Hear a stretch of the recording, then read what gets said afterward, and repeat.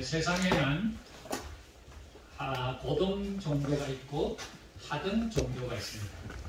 고등 종교는 어떤 종교냐면 경전을 가지고 있는 종교를 고등 종교라고, 경전이 없는 종교를 하등 종교라고 분류하고 있습니다. 우리나라의 종교의 파트는 원래 불교입니다.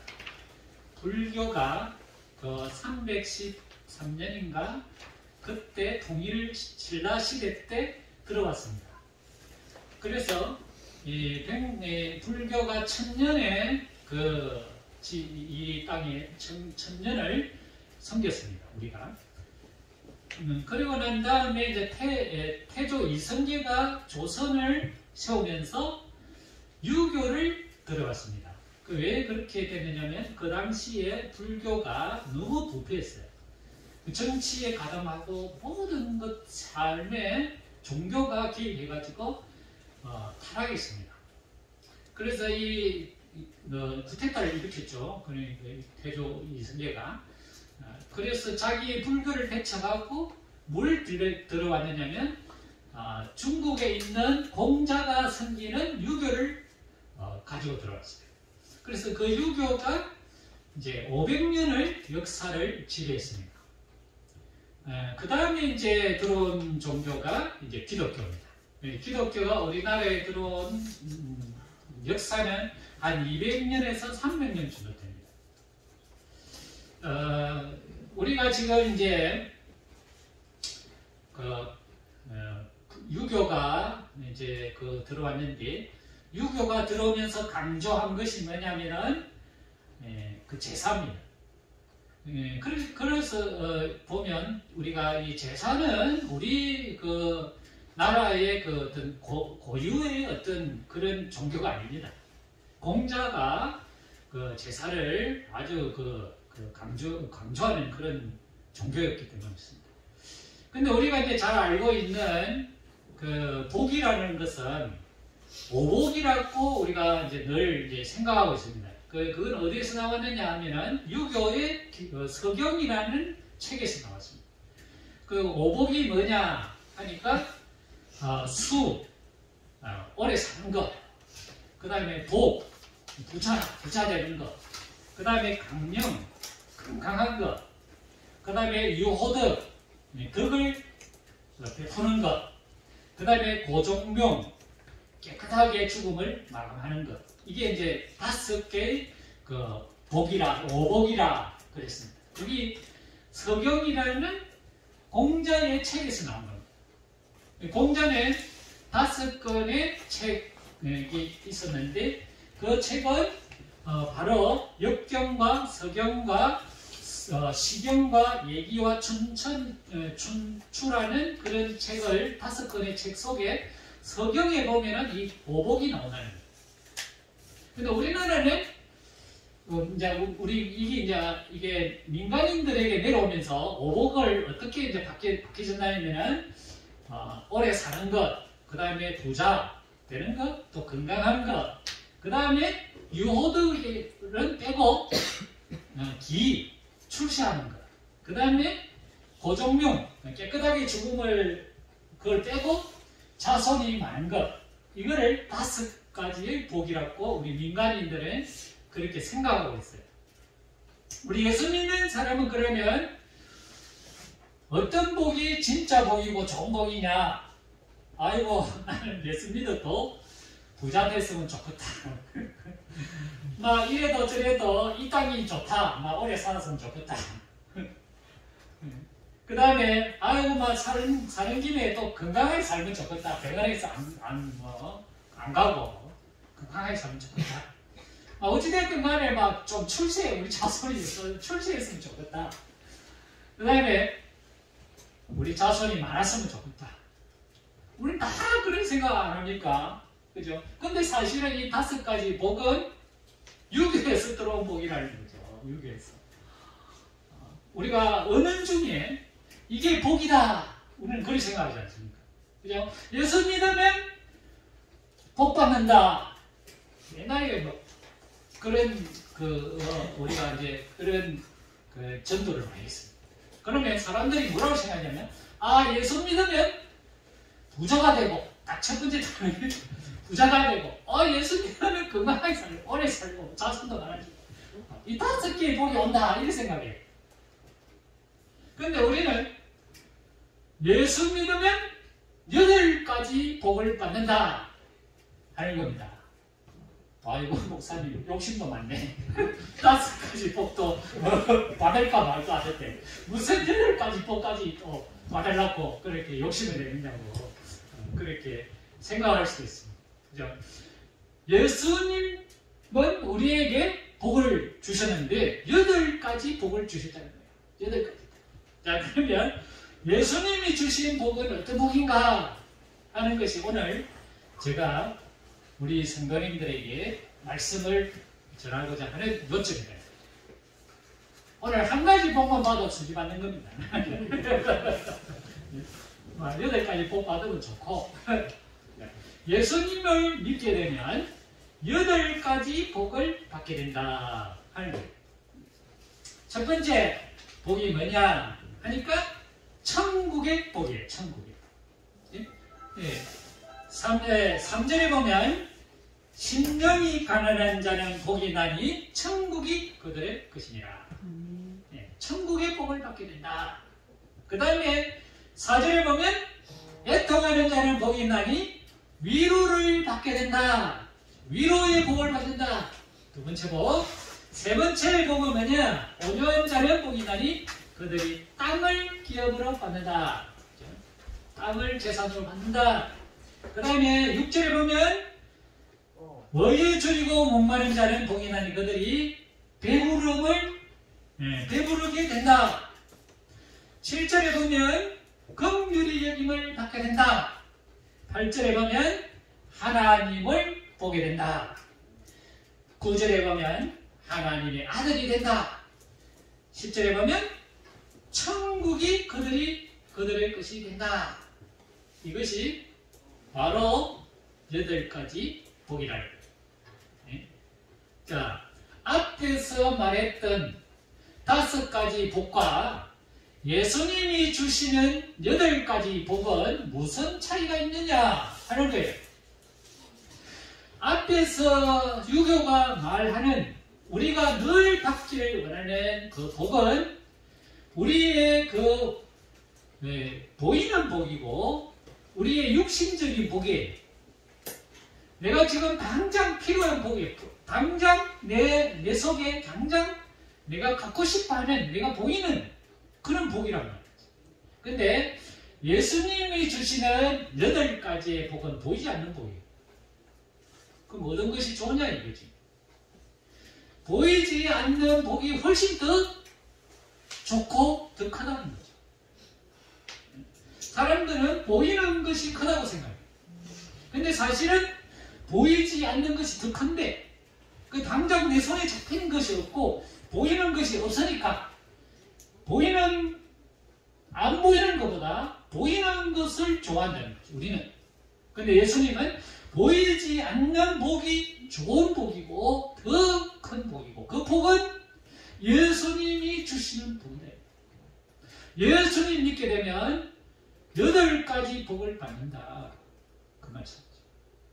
8가지의 복이 여기에 오늘 나와 있다는 거죠. 그 8가지 복은 천국의 복이다. 천국. 그죠? 제일 먼저 주는 게 천국의 너희 것이다. 그렇게 말했지 않았습니까? 그죠? 천국의 복이다. 천국. 그 다음에 위로의 복이다. 위로의 복이다. 그 다음에 땅을 차지하게 된다. 눅눅한 삶을 살게 된다. 그런 복이라. 그 다음에 만족하게 된다. 만족하게 된다. 그 다음에 불쌍히 여김을 받는다. 내가 위로받고 불쌍히 여김을 받는다. 그 다음에 중요한 복이에요. 하나님을 보게 된다. 하나님을 보게 된다. 그 다음에 하나님의 아들이 된다. 하나님의 자녀가 된다. 그 다음에 천국이 보장된다. 천국이 된다. 자, 우리가 예수님이 주시는 복을 안 보이는 복이라고 그러지 않습니까? 안 보이는 복. 세상은 보이는 것보다 안 보이는 복이 훨씬 더 크고 좋다는 거예요. 근데 예수님이 강조하고 또 강조하는 복은 뭡니까? 천국의 복이죠. 천국의 복. 그 하나님의 아들, 하나님의 자녀, 또 천국, 또 이런 거잖아요. 자, 그러면 우리가 천국의 복을 받은 우리는 그럼 이 세상에서는 뭐 아무 때나 살다가 그냥 죽으면 천국 가니까 어차피 뭐 내가 죽어야 받을 복 아닌가. 그래서 이 땅에 살 때는 세상 복 누리다가 죽으면 천국 가면 세상 복도 받고 하나님의 복도 받고 얼마나 좋으냐는 거예요. 그래서 우리 믿는 사람들이 어떻게 잘못 생각하냐면 세상 사람들처럼 살다가 죽으면 천국 간다는 거야. 그럼 양쪽 복 다 받는 거지. 양다리를 친다는 거지. 그건 예수님이 원하는 복이 아니라는 거지. 예수님이 원하는 삶의 방식이 아니라는 거야. 그러면 예수님이 주시는 복은 어떤 복이냐? 이 땅에서 천국을 누리는 복이라는 거죠. 우리는 생각해요. 이 땅에서는 세상 복 누리다가 죽으면 천국 간다. 이런 생각을 한다는 거죠. 예수님이 주시는 복이 그 복이 아니고 이 땅에 살아있을 동안 이 땅에서 천국을 누리는 복이다 이거예요. 그럼 어떻게 하면 천국을 누리겠냐는 거지. 어떻게 하면. 천국을 누리는 사람의 복은 예수 믿을 때 오는 복이죠. 그죠?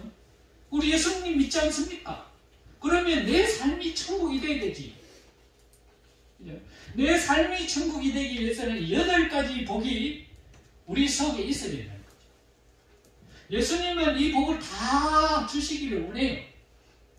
그래서 우리가 이 세상에서 그저 그렇게 아무 때나 그냥 세상 사람들하고처럼 이렇게 살기를 원하지 않으신다는 거죠. 이 복을 이 세상에서 천국을 누리는 복을 살도록 예수님이 우리에게 복을 주신 것이지. 죽고 난 다음에 천국에 가는 거는 믿으면 천국 다 가잖아요. 우리가 이 땅에 살면서 천국을 누리는 삶을 살아야 된다. 이 땅에 누리면서. 우리는 생각해도 천국을 저 하늘에 있는 것만 생각해요. 천국을 내가 죽으면 가는 세상으로만 생각해요. 그래서 예수님 주시는 복은 죽으면 받는 복이라고 생각합니다. 그게 아니라는 거예요. 예수님이 죽으면 받는 복을 이야기할 필요가 없죠. 이 땅에 오신 이유가. 예수님이 하신 복은 내가 이 땅에 살아가면서 하늘의 복을 받으면서 살면 세상의 복 안 받아도 충분히 천국을 누리면서 살 수 있다. 그래서 예수님이 우리에게 8가지 복을 주셨다. 그래서 이 8가지 복이 굉장히 중요한 복이다 하는 것입니다.